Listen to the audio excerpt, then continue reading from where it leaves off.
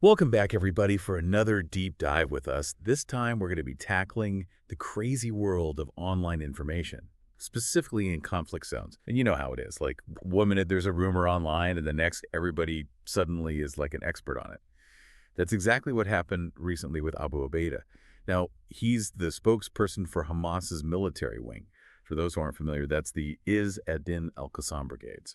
Yeah, it's really amazing like how fast a claim can just, spread and take off online, especially when it kind of feeds into those existing tensions, and this time it was a pretty big claim that Abu Ubaidah was killed in an Israeli operation. Yeah, exactly. And the source that really kind of caught our eye on this was an article from Al-Masri Al-Yum. It's a pretty well-respected Egyptian newspaper. They're known for their investigative journalism. And they did a really deep dive on fact-checking these viral claims. And it's honestly a perfect example of why we need to be so careful about what we see online. For sure. This is where really understanding the context is so important. Abu Ubaidah, he's not just some random person. He's super influential within Hamas, often seen as kind of like the voice of their military operations. So news of his death it would be huge, could potentially change the dynamics of the conflict. 100%. He's a key figure. And his voice carries a lot of weight. So you can imagine everyone was kind of shocked when this rumor started spreading online, claiming that he was killed in this targeted Israeli operation. And get this, some people were even saying they saw it on NBC News. Ah, yes. The classic. I read it somewhere in defense. But that's where Al-Masri Al-Yum comes in. They really used their investigative skills here. They didn't just take the rumor as fact. They actually went and dug into NBC's website. They looked through all of their Middle East coverage, and they found absolutely nothing. There was no report, no mention, nothing. To back up the claim. So right away, red flag. There's no credible source here. But the newspaper didn't stop there. They actually took it even a step further. They checked the official Telegram channel of the Al-Qassam brigades. Yeah. The military wing of Hamas that Abu Ubaidah represents. And guess what? Silence. Not a word about his supposed death. That's a really important point. You would think that if a spokesperson for a group like that was killed, Yeah. especially in today's world where everyone is online, you'd expect some kind of official statement or acknowledgement. Right, absolutely. But this is where the story takes an interesting turn. So the newspaper, they were trying to find the source of the rumor, and they traced it back to an interview with Muhammad Ali al-Husseini. Now he's the Secretary General of the Arab Islamic Council. It's like a pan-Arab organization. They focus on political and religious issues. And in this interview, al-Husseini was talking about Abu Ubaidah and suggesting that he reveal his identity because the mask has fallen. Okay, so it's really important to think about the context of al-Husseini's comments here. He could have been speaking metaphorically, maybe suggesting that Abu Ubaidah's tactics or strategies weren't working anymore, or that maybe he was losing influence. But when his comments were kind of taken out of context and amplified online, they were really easily misinterpreted as saying that Abu Ubaidah was dead, Hence that the mask has fallen. Yeah, that's a good point. It's like that game of telephone where the message gets all jumbled up as it's passed around. Yeah. And in this case, this statement that was made in a specific context was taken out of context. And all of a sudden, it's a death announcement. Exactly. And that is where the real danger of misinformation comes in, especially in a really complex and sensitive situation like the Israeli-Palestinian conflict. A simple misinterpretation, or even just like a twist of words, can have consequences that reach really far. Because it's not even just about getting the facts wrong. It's about how those facts, quote-unquote facts, how they shape people's perceptions, how they feed into those biases. And they can even escalate tensions on the ground. 100%. And in this case, Al-Masri Al-Yum did a really good job. They showed how to approach information with a healthy amount of skepticism. They didn't just accept the rumor. They looked for evidence. They checked multiple sources. And they put it all together to uncover where the claim really came from. And that's something we can all learn from, right? To be more careful about the information we consume. Yeah. Especially in the online world where things can spread so fast. Absolutely. It's about learning to think critically, questioning what we see, and looking for those reliable sources. So let's shift gears a bit and really explore this whole idea of misinformation in conflict zones. What makes it so common, so powerful, and so dangerous? what are some of the tactics used to spread it? And how can we as individuals learn to spot it and resist it? So in conflict zones information, it basically becomes like its own battleground. It's such a powerful tool that can be used to like shape narratives, or to sway what the public thinks and even incite violence. Yeah, it's almost like a weapon, like aimed at influencing how people see the conflict and who's involved. Well, exactly. And that's why it's super important to understand why misinformation is spread in the first place. Sometimes it's unintentional, like someone misunderstood or misinterpreted information. But a lot of times it's a deliberate strategy to try to advance a certain agenda, whether that's to demonize the enemy or rally support for one side, or even to just cause chaos and discord. Right, and with social media, these rumors and distortions, they can spread so quickly, like reaching a global audience almost instantly. Oh, yeah, for sure. And it's not even just like text messages anymore. Think about images and videos that are often taken out of context or even manipulated to try to portray a certain narrative. Wow, that's kind of scary.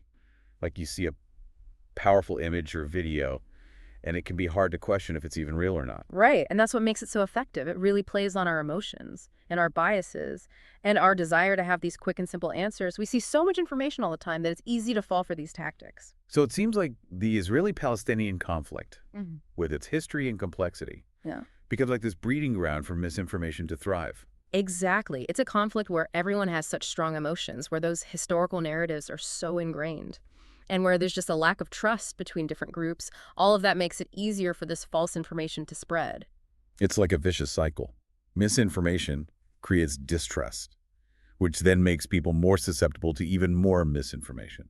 Yeah, and that can have real-world consequences, not just online, but also what happens on the ground. Absolutely. We've seen it happen so many times throughout history, how misinformation is used to justify violence, to escalate conflicts, and to undermine any efforts for peace. 100%. Can you give us some specific examples of that? Sure. Think about the Rwandan genocide back in 1994, where they used radio broadcasts to spread all this hateful propaganda against the Tutsi population. That incited violence and contributed to all those horrific killings. Or look at what's going on in Syria, where social media has become a battleground for these competing narratives. Both sides use manipulated images and videos to make their opponents look bad and try to get support. Those are some really chilling examples. It really shows just how dangerous misinformation can be, especially in a conflict zone. It's not just about spreading lies. It's about actually manipulating people's beliefs and emotions, and even their actions. And that's why it's so important that we all learn to be critical, to be able to question the information we see and to seek out those different perspectives. As we were talking about this, I keep thinking about our listener.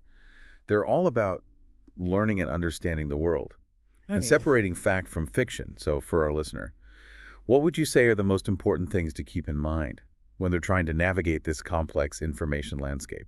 I would say the most important thing is to be skeptical. Don't take anything at face value, especially if it's coming from a source you don't recognize. Ask yourself some questions like, who created this information? What is their agenda? What is the context here? So it's about actually taking part in how we get information, not just passively consuming it. Exactly. And that brings us to the next point. Check your sources. Look for information that comes from reputable places, like news outlets, organizations, and experts who are known for being accurate and objective. Don't just rely on social media or random websites. And even then, it's good to double-check information with a few different sources. See if different places are reporting the same story in the same way. That's a good point. Look for consistency in how they're reporting it. And be careful about information that only comes from one source, especially if that source has a clear bias or agenda. So it's almost like you're a detective. You're gathering all the evidence and trying to figure out the most accurate picture of what's happening. That's a good way to put it.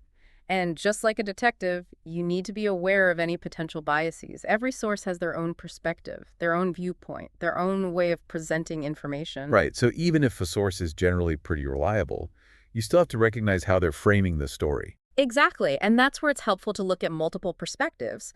Try to get information from sources that are on different sides of the issue. This will help you get a more balanced understanding.